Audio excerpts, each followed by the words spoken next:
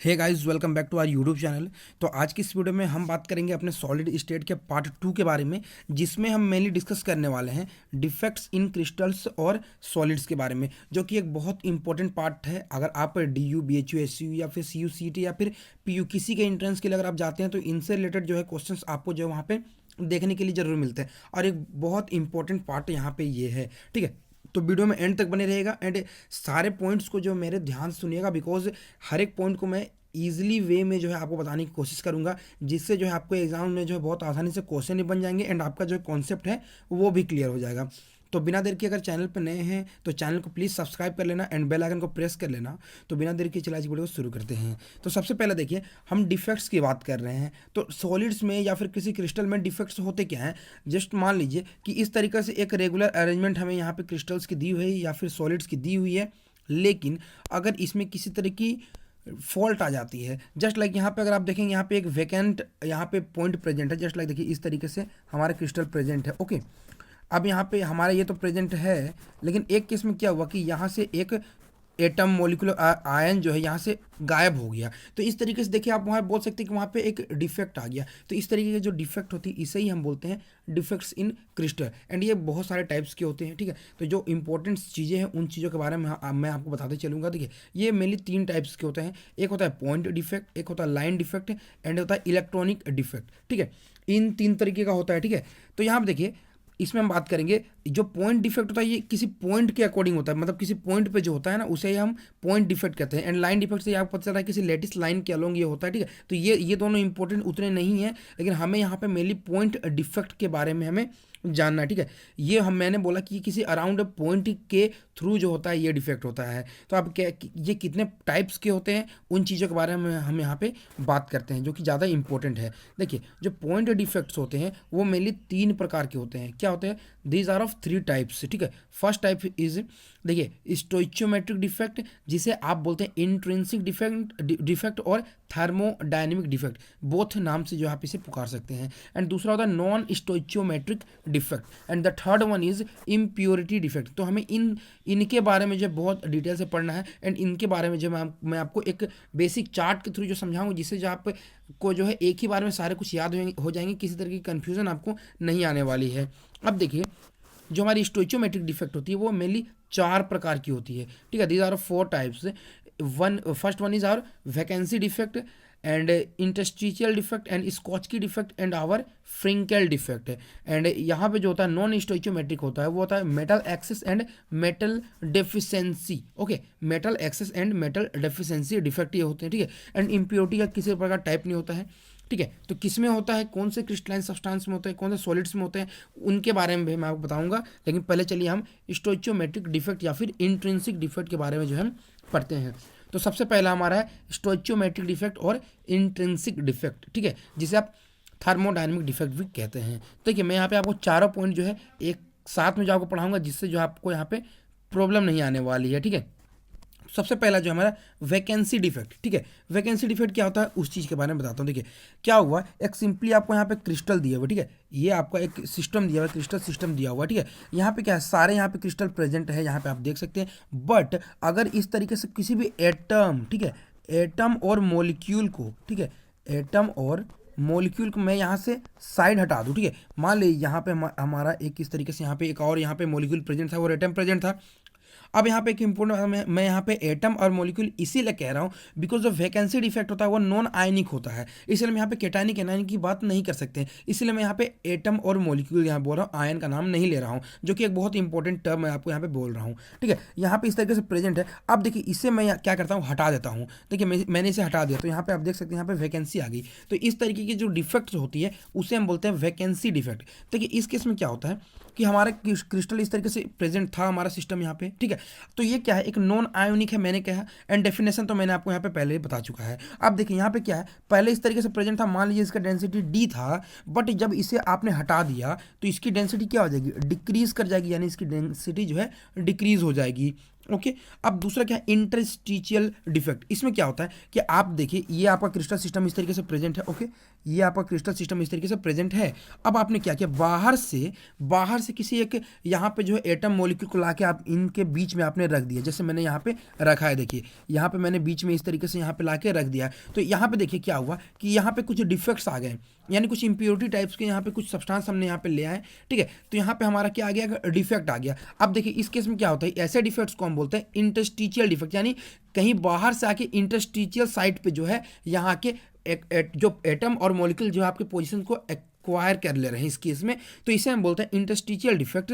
And इस case में क्या होता है, अगर आप यहाँ पे देखेंगे ये आपका पहला तो हो गया नॉन आयोनिक, एंड दूसरा केस यहाँ पे क्या हो गया कि इनकी जो डेंसिटी है वो इंक्रीज हो जाएगी। बिकॉज अगर मान लीजिए यहाँ पे 5 एटम प्रेजेंट थे, लेकिन आपने यहाँ पे क्या किया, एक छठा एटम को इन दोनों के बीच में ला रख दिया है एंड सातवां को ला रख दिया, तो यहाँ पे जो है आपका डेंसिटी जो है इंक्रीज हो जाता है। तो उम्मीद है आपको यहाँ पे ये दोनों पॉइंट जो है डिफरेंस एंड पॉइंट आपको यहाँ पे समझ आए होंगे। ओके, अब हमारा नेक्स्ट क्या है, ये दोनों हमारे नॉन आयोनिक थे, अब हम आयोनिक के ऊपर बात करते हैं। तो आप देखिए स्कोचकी एंड फ्रेंकल डिफेक्ट होता है। ठीक है, इन दोनों को ध्यान समझिएगा। यहाँ पे क्या हुआ, जब आपका इस तरीके से देखिए प्रेजेंट है सिस्टम इस तरीके से, यहाँ पे ध्यान देखिएगा, यहाँ पे केटायन है एंड यहाँ पे एनायन है, यहाँ पे केटायन है एंड यहाँ पे आपका एनायन है। ओके, फिर से यहाँ पे देखिए एक आपका यहाँ पे एनायन है। ओके, यहाँ पे फिर से आपका यहाँ पे एक केटायन है एंड यहाँ पे आपका एनायन है एंड आपका यहाँ पे केटायन है। अब आपने क्या किया, ठीक है, इन दोनों केटायन एंड एनायन को या फिर इन दोनों केटायन एंड एनायन को आपने जो है एक साथ हटा दिया। बिकॉज आपको जो है जब आप केटायन एंड एनायंस की यहाँ पे डेफिशिएंसी दिखाएंगे तो आपको इलेक्ट्रॉन न्यूट्रलिटी को भी लेके चलना होगा, यानी जितने नंबर ऑफ केटायंस आप हटा रहे हैं उतने नंबर ऑफ एनायंस भी आपको हटा के चलने होंगे। बिकॉज अगर आपको चार्ज जो होने चाहिए इसमें न्यूट्रलाइज होने चाहिए, जो कि बहुत इंपॉर्टेंट बात मैं कह रहा हूँ कि चार्ज जो है, ठीक है, चार्ज जो है न्यूट्रलाइज होने चाहिए, न्यूट्रलाइज होने चाहिए। ठीक है, यानी अगर आप एक केटायन हटा रहे तो आपको एक एनायन भी हटाना होगा। तो आपने क्या किया, सिंपली एक केटायन को और एक एनायन को आपने यहाँ से हटा दिया, तो आपका क्रिस्टल कुछ इस तरीके से बचेगा। यहाँ पे आपको जो सिस्टम है वो आपका इस तरीके से बचेगा, तो आपका यहाँ पे इस तरीके से बच गया। अगर आप यहाँ पे देखेंगे कि अगर equal number of cation and anion अगर आपका यहाँ से गायब हो जा रहा है, हट जा रहा है, तो इस तरीके की जो डिफेक्ट्स आती है उसे आप क्या बोलते हैं, उसे आप बोलते हैं स्कोचकी डिफेक्ट। एंड इस केस में क्या होता है, ये आपका देखिए केटायन एनायन के केस के लिए ये, इसीलिए ये हो गया आपका आयोनिक हो गया। एंड यहाँ पे एक मोस्ट इंपॉर्टेंट बात है कि अगर आप देखिए यहाँ पे केटायन एनायन को आपने यहाँ पे हटा दिया है, साइड से ही हटा दिया है, तो इस केस में क्या होता है, डेंसिटी आपकी यहाँ पे डिक्रीज कर जाएगी। आप खुद यहाँ पे बोल सकते हैं कि आपकी डेंसिटी यहाँ पे डिक्रीज कर जाएगी। तो यहाँ पे देखिए हमारे डेंसिटी जो है डिक्रीज कर चुका है। बट यहाँ पे नेक्स्ट स्टेप में क्या हो गया हमारा कि फ्रिंकल डिफेक्ट में क्या होता है कि आपके क्रिस्टल सिस्टम प्रेजेंट तो है, यहाँ पे देखिए इस तरीके से जो है आपका यहाँ पे पॉजिटिव एंड नेगेटिव, ठीक है, पॉजिटिव एंड यहाँ पे नेगेटिव, फिर से यहाँ पे आपका नेगेटिव एंड पॉजिटिव एंड फिर से नेगेटिव एंड आपका यहाँ पे पॉजिटिव हो गया। ओके, अब क्या हुआ कि ये जो पॉजिटिव है हमारा, ये जो पॉजिटिव है इसे हमने क्या किया, इसे उठा लिया एंड इन दोनों के बीच में लाके हमने रख दिया। मतलब यहाँ से हटा के जो है यहाँ पे एक वैकेंसी आ गई, यहाँ पे हमारा एक वैकेंसी आ गई एंड यहाँ उस पॉजिटिव को उठा के हमने यहाँ पे ला के रख दिया, किसी इंटरस्टिशियल साइड पर जो ला के पटक दिया। तो इस तरीके के जो डिफेक्ट्स होते हैं उसे हम बोलते हैं फ्रिंकल डिफेक्ट। तो यहाँ पे आपने देखिए हमने क्या किया, एक केटायन को यहाँ से उठा के यहाँ पे लाके रख दिया है। यहाँ पे अगर मैं इसे जूम करके आपको दिखाऊं तो देखिए यहाँ पे मैंने क्या किया कि यहाँ पे जो केटायन प्रेजेंट था उसे उठा के मैंने सिंपली यहाँ लाके रख दिया। तो इस तरीके के जो डिफेक्ट्स होते हैं इन्हें हम बोलते हैं फ्रिंकल डिफेक्ट। क्या बोलते हैं, फ्रिंकल डिफेक्ट। तो अगर आप यहाँ पे बात करेंगे एक इंपॉर्टेंट बात की, तो ये तो आपका आयोनिक है, मैंने आपको पहले ही बोल दिया। बट यहाँ पे जो डेंसिटी होती है रिमेन सेम होगी, बिकॉज यहाँ पे जो कितने नंबर ऑफ केटायन थे उतने number of cation and anion अभी भी आपके यहाँ पे प्रेजेंट है। बिकॉज हमने केटायन को कहीं लेके नहीं गए, बट सिंपली उसे जो है जगह उसकी चेंज कर दी है। जो अपने साइड पे प्रेजेंट था उसे हमने इंटरस्टिशियल साइड पे जो उठा के रख दिया है, तो उसे हम बोलते हैं फ्रिंकल डिफेक्ट। तो उम्मीद है आपको ये चारों डिफेक्ट जो है अच्छी तरीके से समझ आए होंगे। फर्स्ट में क्या किया हमने, एटम एंड मॉलिक्यूल को एक हटा दिया हमने, ठीक है, यहाँ पे कोई चार्ज का यहाँ पे लोचा नहीं था। दूसरा में क्या किया, बाहर से किसी एटम मॉलिक्यूल को हम ला के रख दिया। एंड थर्ड में क्या किया कि equal number of cation anion को हमने हटा दिया। एंड चौथा में क्या किया, किसी भी केटायन को जो उठा के हमने या फिर एनायन को उठा के जो हमने बीच में रख दिया। जरूरी नहीं केटायन, यहाँ पे एनायंस को भी आप यहाँ पे रख सकते हैं। एंड देखिए नेक्स्ट क्या, सब इंपॉर्टेंट टर्म्स जिससे जो आपको क्वेश्चन पूछे जाते हैं, बिकॉज आपको यहाँ में एग्जाम्पल देके क्वेश्चन पूछे जाएंगे। तो यहाँ पे अगर आप ध्यान दीजिएगा, यहाँ पे देखिए पहले मैं यहाँ पे सीरियल नंबर 3 पॉइंट्स लेता हूँ, ठीक है, एंड यहाँ पे स्कोचकी एंड फ्रिंकल को जो मैं यहाँ पे कंपैरिजन करता हूँ। देखिए साइज ऑफ केटायन एनायंस की बात करें जो कि आपका स्कोचकी एंड फ्रिंकल में होता है, तो स्कोचकी में क्या होता है, size of cation and anion जो लगभग इक्वल होने चाहिए, ठीक है, लगभग इक्वल होने चाहिए। एंड फ्रिंकल में क्या होता है, जो एनायन की साइज होनी चाहिए वो बहुत ज़्यादा होनी चाहिए केटायन से। ओके, यहाँ पे देखिए कोऑर्डिनेशन नंबर की बात करें तो इसका हाई होना चाहिए एंड इसका लो होना चाहिए। किसका हाई? स्कोचकी का, एंड फ्रिंकल का लो होना चाहिए। एंड यहाँ पे एग्जांपल की बात करें तो यहाँ आपका NaCl, ठीक है, ये आपका KCl हो गया, and KBr, CHCl, AgBr। Okay, इसके ये एग्जांपल्स हो गए, एंड आपको इन्हीं एग्जांपल से जो एग्जाम में क्वेश्चन पूछे जाते हैं। एंड यहाँ पे फ्रिंकल की बात करें तो आपका AgCl, ZnS, AgBr and AgI। आपने यहाँ पे एक चीज़ देखा कि मैंने यहाँ पे भी AgBr लिया एंड यहाँ पे भी AgBr लिया है, आपने ये चीज़ देखा होगा, ठीक है। तो ये एक बहुत इंपॉर्टेंट टर्म है जो मैं आपको बताने जा रहा हूँ, बिकॉज एक क्वेश्चन आपको हमेशा एंट्रेंस एग्जाम में बनता है और वो ये है कि which shows both Schottky and Frenkel defect. तो वहाँ पे आपका कुछ आंसर नहीं, सिंपली एक आंसर होगा, वो होगा आपका AgBr। क्या होगा? AgBr।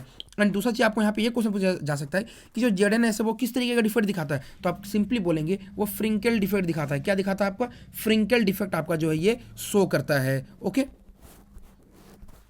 तो उम्मीद है आपको ये समझ आया होगा। तो अब हम बात करते हैं अपने नेक्स्ट डिफेक्ट, और वो है हमारा नॉन स्टोइचियोमेट्रिक डिफेक्ट के बारे में, ठीक है। नॉन स्टोइचियोमेट्रिक डिफेक्ट, इसके जो होते हैं दो टाइप्स के होते हैं, मैंने आपको बताया था, एक मेटल एक्सेस होता है, ठीक है, एक मेटल एक्सेस होता है, एंड आपका होता है एक मेटल डेफिशिएंसी डिफेक्ट। दो तरीके के मैंने आपको यहाँ पे ऊपर ऑलरेडी बता चुका है। लेकिन जो सबसे पहला बात है, जो मेटल एक्सेस होता है, ठीक है, मेटल एक्सेस भी दो तरीके के होते हैं। सबसे पहला होता है एनायन वैकेंसी, या तो एनायन आपकी वैकेंट हो जाए, यानी कोई एनायन चला जाए तो मेटल बढ़ जाएगा, कैसे मैं बताऊंगा, बट एनायन चला जाए तो मेटल बढ़ जाएगा। एंड यहाँ पे केटायन जो है आके कहीं से आके जो इंटरस्टेलर साइज पे चले आए, तो कैसे होगा, चलिए एक करके दोनों को हम पढ़ते हैं। तो सबसे पहला क्या है, अगर आप यहाँ पे देखें गौर से, ठीक है, सबसे पहला हम बात करें एनायन वैकेंसी। तो एनायन वैकेंसी कैसे होता है, देखिए ये बहुत इंपॉर्टेंट है, एंड यहाँ से आपका एक मोस्ट इंपॉर्टेंट टर्म निकल के आएगा जो कि आपको जो है एग्जाम में हर बार पूछा जाता है, हर बार पूछा जाता है इस चीज़ से क्वेश्चन, ठीक है।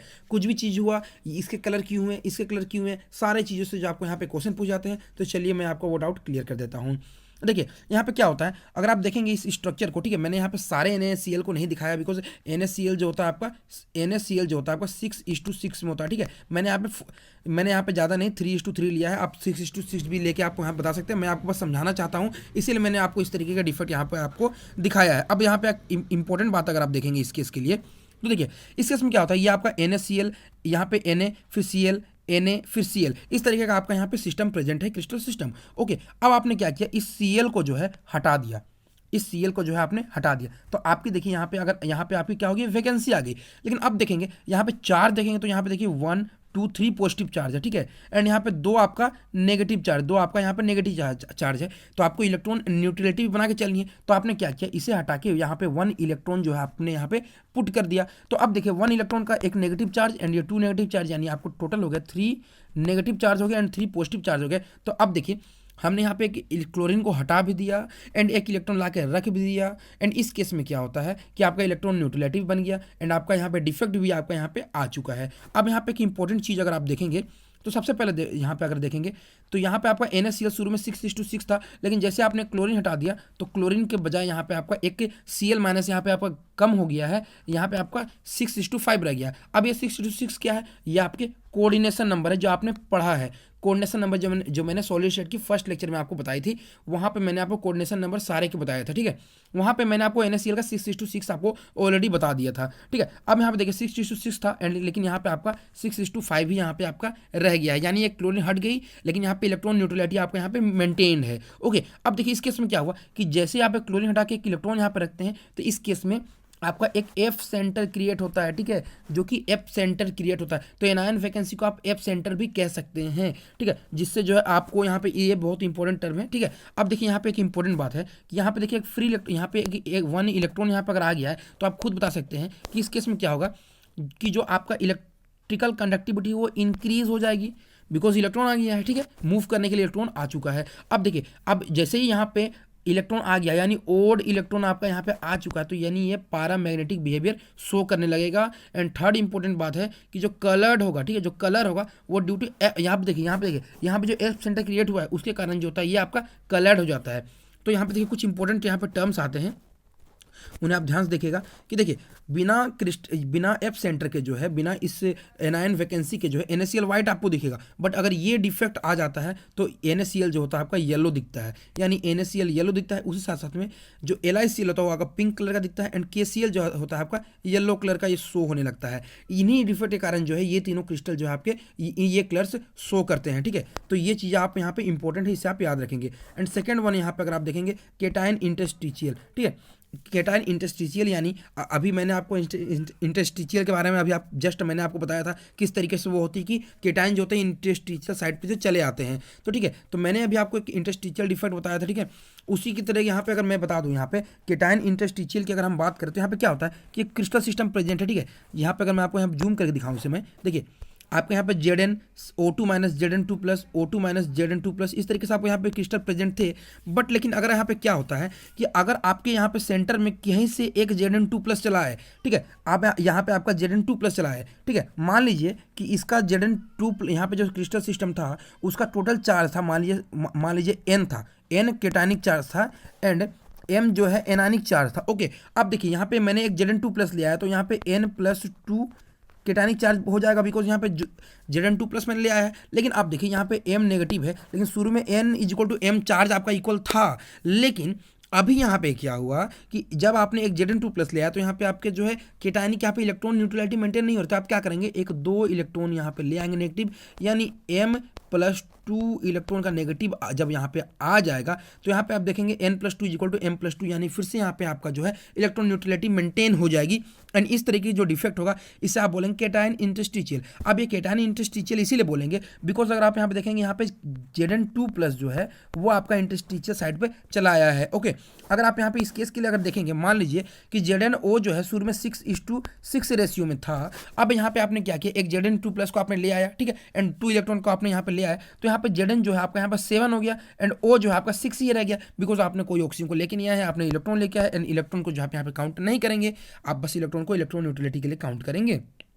ओके, तो यहाँ पे आप देखिए यहाँ पे केटायन जो हो गया आपका इंक्रीज हो गया, यानी केटायन यहाँ पे इंक्रीज हो गया, मतलब यहाँ पे बोल सकते हैं कि ये मेटल एक्सेस हो गया बोथ केसेस के लिए। कि यहाँ पे देखिए Na प्लस जो है क्लोरीन हटा के हमने मेटल एक्सेस कर दिया, एंड दूसरे केस में हमने क्या किया कि जो हमारा Zn2 प्लस हमने ले आया तो उससे जो है आपका यहाँ पे मेटल एक्सेस हो गया दोनों ही सिस्टम में। अब देखिए यहाँ पे एक इंपॉर्टेंट बात, यहाँ पे फिर से इलेक्ट्रॉन आ गया है तो इलेक्ट्रिकल कंडक्टिविटी इंक्रीज हो जाएगी, लेकिन यहाँ पे ये आपका फिर से पैरामैग्नेटिक हो जाएगा एंड कलर ड्यू टू ये जो फ्री इलेक्ट्रॉन जो आपका यहाँ जो प्रेजेंट है उसके कारण जो है ये आपका फ्री इलेक्ट्रॉन के कारण जो है ये आपका क्या हो जाएगा, कलर्ड हो जाएगा। ये भी आपका फ्री इलेक्ट्रॉन के कारण कलर्ड हो जाएगा, यानी आपको कोई पूछे Zn O किसके कारण कलर होता है, वो फ्री इलेक्ट्रॉन के कारण जो होता है कलर्ड होता है। ओके, एंड अब हम बात करते हैं इसी के सेकंड टाइप की ओर, वो हमारा है मेटल डेफिशिएंसी। पहला तो हमने मेटल एक्सेस पढ़ा, तो अब हम बात करते हैं मेटल डेफिशिएंसी। अब देखिए यहाँ पे अगर आप यहाँ पे क्रिस्टल सिस्टम अगर आप यहाँ पे देखेंगे, ठीक है, इसमें ज़्यादा कुछ नहीं है, बहुत थोड़ा सा समझने वाली चीज़ है कि देखिए ये आपका क्रिस्टल सिस्टम प्रेजेंट है जिसमें आपने क्या किया, Fe2 plus O minus Fe2 plus O2 minus O2 minus Fe2 plus O2 minus Fe2 plus इस तरीके से आपका यहाँ पे प्रेजेंट है। ओके, आपने क्या किया, 2 Fe2 प्लस को हटा दिया, ठीक है, 2 Fe2 प्लस को हटा दे तो यहाँ पे आपकी क्या हो गई, वैकेंसी आ गई। ओके, आपकी यहाँ पे वैकेंसी आ गई, तो अब आपने क्या करना है कि यहाँ पे अगर आप देखें 2 Fe2 प्लस हटाए, यानी आपका यहाँ पे अगर आप देखेंगे यहाँ पे क्या हो गया आपका, तो यहाँ पे आपका क्या हो गया कि देखिए 2 Fe2 प्लस को अगर आपने यहाँ पे हटाया तो यहाँ पे आपका 4 पॉजिटिव जो है आपका माइनस हो जा रहा है। एंड थर्ड केस हम क्या करते हैं, फिर से एक Fe2 प्लस को हम यहाँ पे हटा देते हैं, तो आपका यहाँ पे 4 + 2 यानी 6 पॉजिटिव चार्ज जो आपका यहाँ पे आपका चला गया, ठीक है। यहाँ से आप देखेंगे आपका 6 पॉजिटिव चार्ज जो है आपका यहाँ पे चला गया है। तो अब देखिए हम यहाँ पे क्या करते हैं, देखिए क्या किया हमने कि 3 जो Fe2 प्लस हमारे यहाँ पे चला गया है उसके बदले में हम क्या करते हैं, चलिए मैं बताता हूँ यहाँ पे आपको। इसे मैं पहले यहाँ पे मान लीजिए कि आपको यहाँ पे डिफिशिएंसी आ चुकी है। अब हमने क्या किया, जो 3 Fe2 प्लस हटाया था वहाँ पे हमने 2 Fe3 प्लस को ला के हमने यहाँ पे रख दिया, 2 Fe3 प्लस को हमें यहाँ पर ला के रख दिया। एंड यहाँ पे अगर आप देखेंगे यहाँ पे आपकी वैकेंसी आ चुकी है। अब देखिए इस केस में क्या है, शुरू में देखिए आपका 6 पॉजिटिव चार्ज जो है गायब हो गया, लेकिन उसके बाद हम 2 Fe3 प्लस जो हमने यहाँ पे ला के रख दिया, तो यहाँ पे 2 Fe3 प्लस ला के रख दिया तो जो इलेक्ट्रॉन की जो न्यूट्रलिटी थे वो मेंटेन हो गई, बिकॉज 6 प्लस गए तो 6 पॉजिटिव आ भी गए। लेकिन यहाँ पे अगर आप इंपॉर्टेंट चीज़ देखेंगे यहाँ पे आपका यहाँ पे एक वैकेंसी यहाँ पे आपकी क्रिएट हो गई। तो यहाँ पे देखें ये भी आपका एक डिफेक्ट दे रहा है क्रिस्टल में, जिसे हम बोलेंगे यहाँ पे क्या कहेंगे, इस डिफेक्ट को मेटल डेफिशिएंसी डिफेक्ट कहेंगे। क्या बोलेंगे? मेटल डेफिशिएंसी डिफेक्ट कहेंगे। तो उम्मीद है आपको ये समझ आएगा। एंड ये आपका Fe एंड Fe2O3 वाली इस तरीके के कंपाउंड में आपको ये शो होते हैं, ठीक है।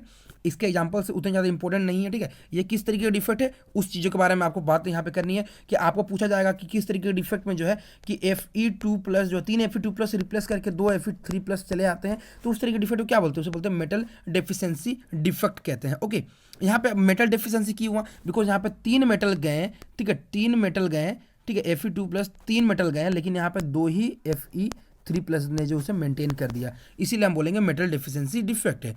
ओके, एंड आज का हमारा लास्ट बचा है वो है हमारा इम्प्योरिटी डिफेक्ट। क्या है हमारा? Impurity defect. ओके, तो इम्प्योरिटी डिफेक्ट क्या होता है चलिए मैं बताता हूँ। ये मेनली जो है CdCl2 and AgCl and NaCl and SrCl2 में देखे जाते हैं। मतलब ये पेयर टाइप के कंपाउंड देखे जाते हैं। ये इंपॉर्टेंट है कि ये पेयर टाइप के कंपाउंड देखे जाते हैं, यानी CdCl2 AgCl के mixture and NaCl and SrCl2 के मिक्सचर में आपको ये देखने को मिलता है। अब देखिए इस केस में क्या होता है कि अगर आप यहाँ पे देखेंगे कि ये आपका NaCl का क्रिस्टल स्ट्रक्चर है कि Na+Cl- Na+Cl- इस तरीके से आपको दिया हुआ है। अब आपको यहाँ पे क्या हो गया कि 2 Na+ को जो हमने रिप्लेस कर दिया, 2 Na+ को हमने रिप्लेस कर दिया, एंड उसके बदले में जो है एक Sr2 पॉजिटिव को हमने रख दिया, ठीक है। हमने क्या किया, एक Sr2 पॉजिटिव को जो हमने यहाँ पे लाके रख दिया है। ओके, तो इस केस में क्या होता है, अगर आप यहाँ पे देखेंगे नेक्स्ट स्टेप में, अगर आप यहाँ पे देखिए तो देखिए Sr2 पॉजिटिव हमारे चला आया एंड यहाँ पे 2 Na+ गया था, यानी दो पॉजिटिव चार्ज हमारे गए थे, तो उसको न्यूट्रल करने के लिए हमारा एक Sr2 पॉजिटिव भी काफ़ी था।